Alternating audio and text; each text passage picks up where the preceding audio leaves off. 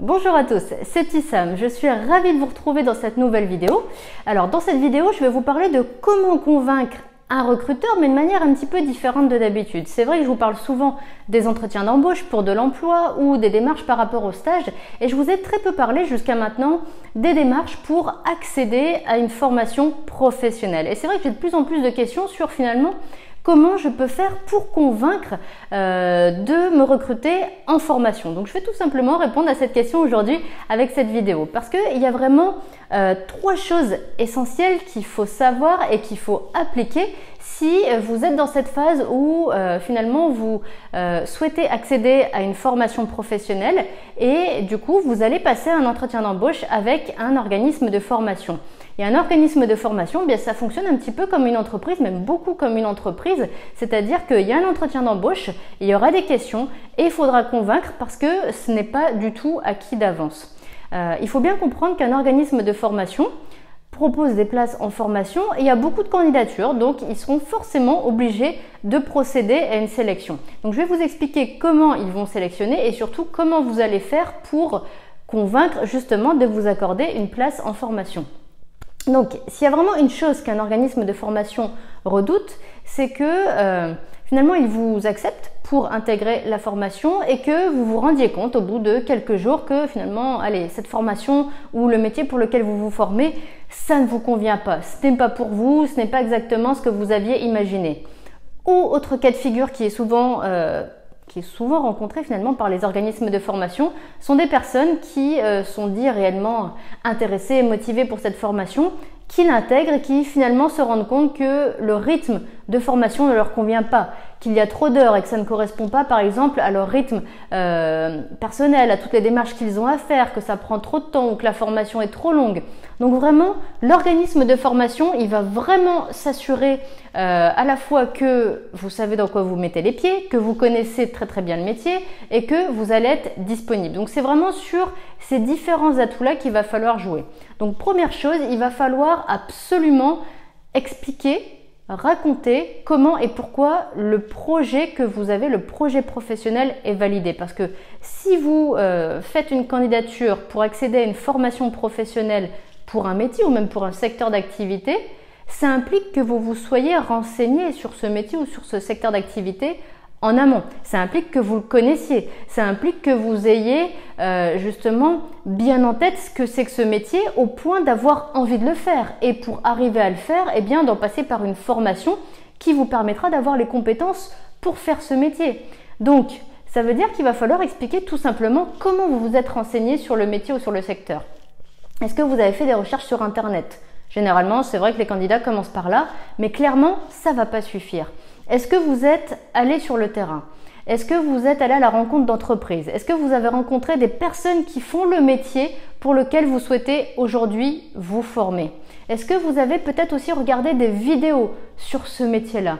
Tout ça, ce sont des démarches que vous pouvez faire et qui vont vraiment vous permettre de connaître mieux un métier et donc d'être beaucoup plus convaincant en entretien pour la formation. Vous pourrez dire, je me suis renseignée sur Internet, je suis allée voir telle entreprise, en plus je connais une ou deux personnes qui font ce métier, je les ai un petit peu interrogées, elles m'ont expliqué que c'était comme ça, comme ça, comme ça, et là clairement vous allez convaincre. Mais il ne va pas seulement falloir parler du métier en lui-même et des tâches par exemple du métier, il faut aussi parler des conditions de travail. Parce qu'un métier peut vous plaire à 200%, mais pas les conditions de travail. Donc il faut être au clair avec ça. Peut-être que c'est un métier pour lequel il faut commencer à travailler tôt, peut-être qu'il faut terminer de travailler tard, peut-être qu'il faut faire des déplacements, peut-être que c'est un métier qui implique de porter des charges lourdes, peut-être que c'est un métier qui implique de travailler dans la chaleur, dans le froid, dans la poussière, avec des produits qui peuvent être un petit peu dangereux. Tout ça sont les conditions de travail. Et si vous expliquez que vous savez déjà qu'il y aura telle et telle condition de travail, ça prouve que vous vous êtes renseigné et surtout que finalement vous les acceptez, ces conditions de travail, puisque en les connaissant, vous continuez quand même à proposer votre candidature et à vouloir intégrer la formation. Donc là, clairement, l'organisme de formation, il va se dire qu'il a en face de lui une personne qui est bien renseignée et qui sait donc où elle met les pieds et qui donc ne va pas faire volte-face, ne va pas changer d'avis en cours de route. Je vous le disais tout à l'heure, il y a aussi la question de la disponibilité. Il faut absolument que vous ayez en tête les horaires de chaque jour de formation et aussi que vous ayez en tête la durée de la formation. Pourquoi? Parce qu'il y a des tas d'organismes de formation qui se retrouvent malheureusement avec des candidats qui intègrent une formation et puis qui se rendent compte un peu trop tard que finalement, par exemple, la formation va se prolonger pendant juillet-août et ils avaient prévu des vacances. Donc là, ils sont embêtés. Ou que la formation tombe pile pendant un événement personnel auquel ils avaient prévu d'assister. Ou finalement que la formation, peut-être, elle dure chaque jour jusqu'à 17 h et à 16 h 30, il y a les enfants à aller chercher à l'école. Donc comment vous allez faire? Voilà, il faut vraiment vous renseigner sur ça pour déjà ne pas vous-même être en difficulté et pour pouvoir après répondre à la question de l'organisme de formation qui va vous demander si vous êtes disponible justement et comment vous allez faire peut-être avec les enfants, ou est-ce que vous êtes disponible pendant l'été, ou est-ce que vous êtes disponible par exemple pendant les fêtes de fin d'année. Et là vous pourrez dire, oui, je sais que la formation c'est jusqu'à telle date, ou je sais que la formation ça dure de telle heure à telle heure, donc pour les enfants voilà comment je me suis organisée. Ou pour les vacances, finalement j'ai décidé de repousser. Ou pour les vacances, je prévois pas de vacances puisque priorité à la formation.